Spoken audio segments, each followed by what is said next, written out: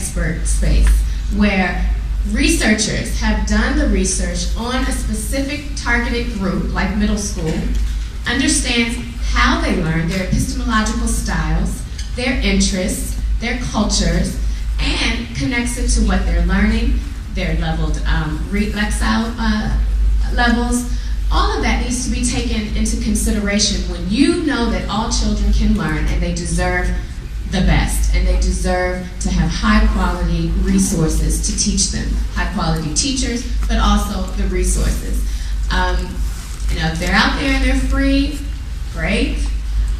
It does require a lot of research and time on the teacher's part to find all of this, and I believe if publishers take the time to research what goes into quality education, quality resources for our students, so all of our students have a chance to receive a good education, a quality education, excellent education. That's what I believe our children deserve. My students in Washington, D.C., I think D.C. has the lowest, rates on everything, reading, everything. It doesn't have to be that way.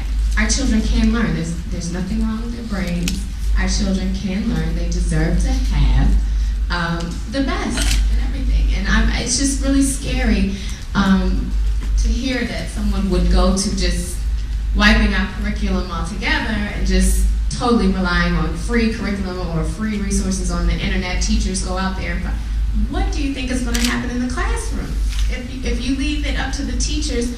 And not all teachers devote a lot of time to the research. So they may Google earth science or the earth and come up with something. Oh, this will be great. No, that's not my daughter. I have a 5-year-old daughter. She doesn't deserve that, and neither do any of our other millions of students in this country. So I definitely I'm a little scared about that. But other comments from our panelists before we open it up to the floor? Two quick comments. One is I think that for the reasons that you mentioned, plus my experience of working with teachers in schools, they always say that one of the problems they have is too much work and too little time to do it right now. I mean, one of the craziness of our industry is the first day a teacher's on the job, he or she is expected to prepare 6 world-class lessons in 5 or 6 subjects all at once on the first day and every day after that.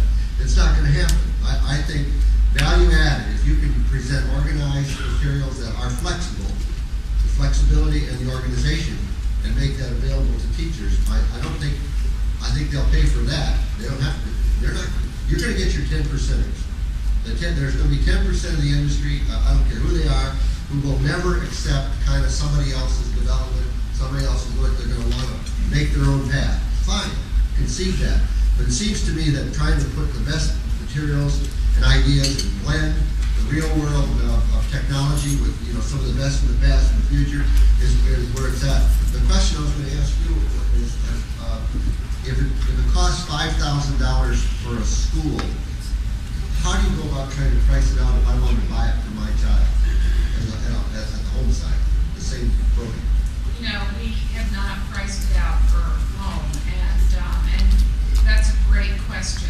I believe that people can use it from home, right, Rose? So it can be on the school's homepage, and if you're in that school, you can access all the content from home. I think I've got a new business I'm going to start, which is to go to the communities to make sure, organize the communities to demand that the school buy that program. Hey, Think about it. Let's say you got 500 people 500 kids in a school. Each parent adds up $10 to give you $5,000. My kids got that at home. Yeah, it's underpriced.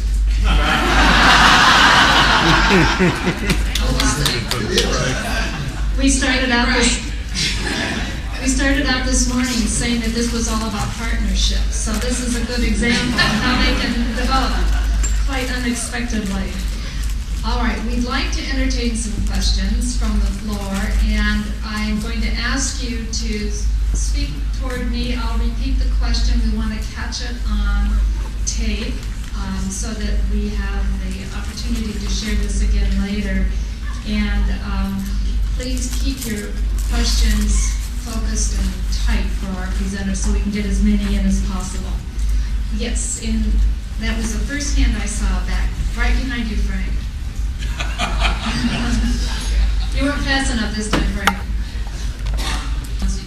That are top of mind for you.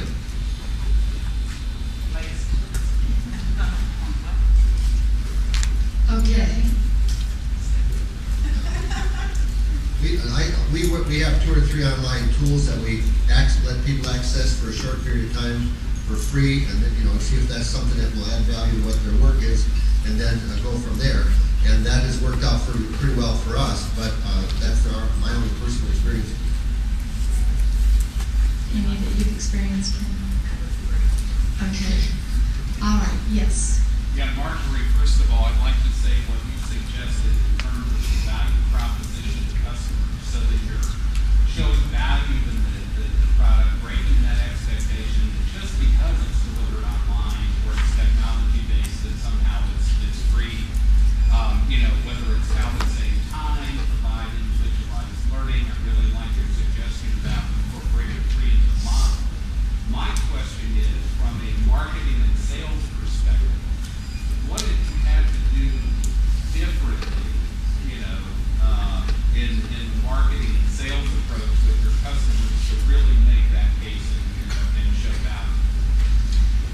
All right. The question is, what did you do differently with the marketing and sales approach in order to sell this sort of arrangement?